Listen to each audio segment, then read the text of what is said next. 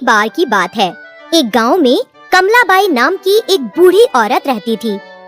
उसके पास बहुत सारा पैसा होते हुए भी वो किसी की मदद नहीं करती थी। उसके कंजूस होने की वजह से सब उसकी उपेक्षा करते थे। कमलाबाई उसके पास जितना भी पैसा और सोना था उसे एक बर्तन में रखकर अपने घर के बीच में गाड़ रखा था। वो उस पर एक पुरानी चटाई बिछाकर सोती थी। एक दिन एक साधु गांव में आया। कमलाबाई के बारे में कुछ ना जानते हुए वो उसके घर के सामने एक पेड़ के नीचे बैठ गया। साधु को देखा तो कमलाबाई ने सोचा कि वो उसके घर उसे लूटने आया है, तो उसने उठाया एक बड़ा सा डंडा और उसके सर पे दे मारा। अरे बदमाश, अभी भी मेरे पेड़ के नीचे बैठेगा? तेरी ऐसी हिम्मत! तुरंत वो साधु उठा और अपनी चीजें लेकर भाग गया। फिर उसने गांव के लोगों से कमलाबाई के बारे में पता किया। वो कमलाबाई, वो तो बहुत कंजूस है, किसी की मदद नहीं करती। बुढ़िया के पास पैसा बहुत है लेकिन देती किसी को नहीं। कमलाबाई दान दक्षिणा कुछ नहीं करती। सबसे एक जैसी बात सुनकर साधु को कमलाबाई पर दया आई और उसने उसे बदलने की सोची। उस दिन आधी रात को कमलाबाई के घर के सामने एक अनोखी घटना हुई। कोई एक काला मुखौटा पहने अपने सर पर 9 घड़े रखकर अजीब सा नाच रहा था। जब कमलाबाई ने पायल के घुंघरूओं की आवाज सुनी तो उसने एक बड़ा सा डंडा हाथ में लेकर घर का दरवाजा खोला। एक भूतनी को घर के सामने नाचते देखकर कमलाबाई डर गई। तुरंत वो अपने घर में घुस गई और दरवाजा बंद कर दिया। फिर उसने खिड़की से बाहर झांका। भूत के सर पर 9 घड़े थे और सबसे ऊपर के घड़े में आग जल रही थी। कुछ देर नाचने के बाद भूत ने सबसे ऊपर वाले घड़े को दिए के साथ जमीन पे फेंक दिया और बचे हुए 8 घड़ों के साथ गायब हो गया। जब कमलाबाई बाहर आई तो उसे घड़े के टुकड़ों के अलावा और कुछ नहीं मिला। तब कमलाबाई डर गई। मेरे घर में भूत आया था, मेरी मदद करो, मेरी मदद करो। क्योंकि कमलाबाई को कोई पसंद नहीं करता था, किसी ने उसके चिल्लाने की फिक्र नहीं की। एक भूत मेरे घर के आगे नाच रहा था, इसका क्या मतलब हो सकता है?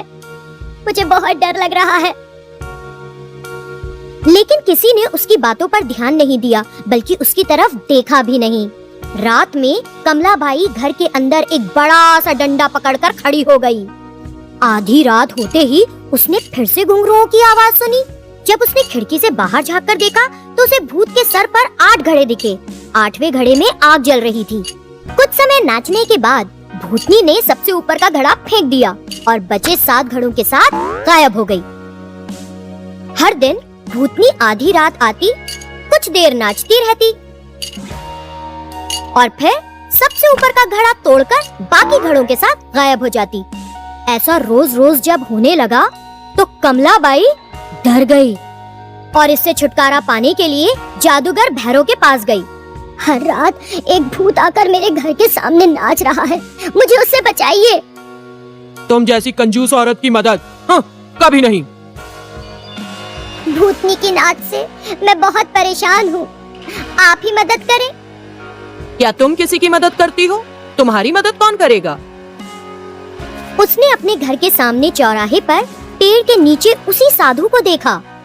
वो तुरंत उसके पास गई और कहा, साधु महाराज, जब आप मेरे घर के सामने बैठकर ध्यान कर रहे थे तो मैंने चोर है समझकर आपको बहुत पीटा, मुझे माफ कर दीजिए। साधु मुस्कुराया और बोला, कोई बात नहीं, अब तुम क्या चाहती हो?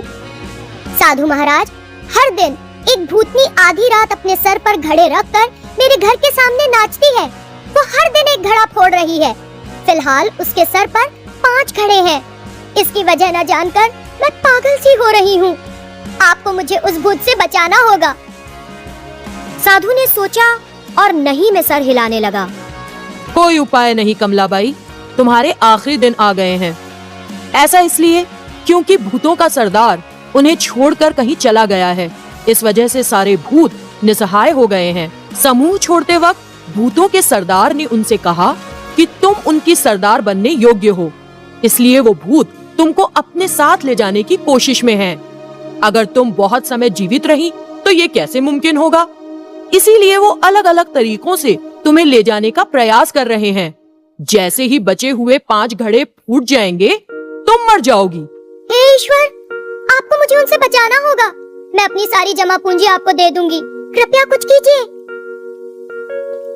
ठीक है, आज से तुम श्रद्धा पूर्वक धर्म, पूजा, दान, सहायता और दूसरी अच्छी चीजें करना शुरू करो। बाकी मैं देखता हूँ। उस दिन से कमलाबाई ने दान देने का निश्चय किया। जब वो लोगों को दान देने पहुंची तो किसी ने उससे कुछ नहीं लिया। लोग उससे दूर जाने लगे। यहाँ तक कि कुत्तों और कौओं ने भी उसके डाले खाने को नहीं छुआ। और उस रात कमलाबाई के घर के आगे एक और घड़ा फूट गया। अगली सुबह कमलाबाई साधु के पास गई। साधु महाराज, मैं मृत्यु से नहीं बच पाऊंगी। कोई मेरा दान नहीं ले रहा। जो खाना मैं देती हूँ उसे कुत्ते और कौवे तक नहीं छूते। हाँ, क्योंकि तुमने ये धन लोगों की उपेक्षा करके अमानवीय ढंग से इकट्ठा किया है। पशु पक्षियों को भी इसकी खबर है। इसीलिए अब अपना पैसा मंदिर बनवाने, कुएं खुदवाने, अनाथालय बनवाने में खर्च करो।